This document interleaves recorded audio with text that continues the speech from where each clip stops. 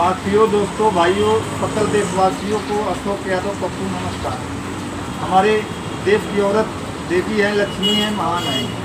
उनका पति बेवड़ा हो या कैसा भी हो, उनके लिए भगवान है।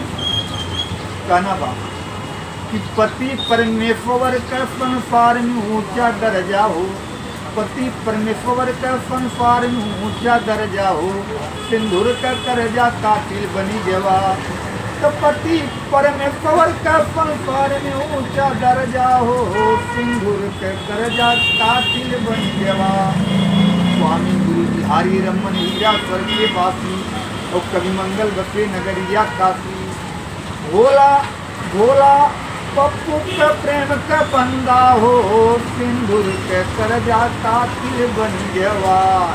पप्पू भोला का ना हो, पप्पू भोला का प्रेम का बंदा, सिंदूर का कर्जा कातिल बन गया। नमस्कार, प्रणाम।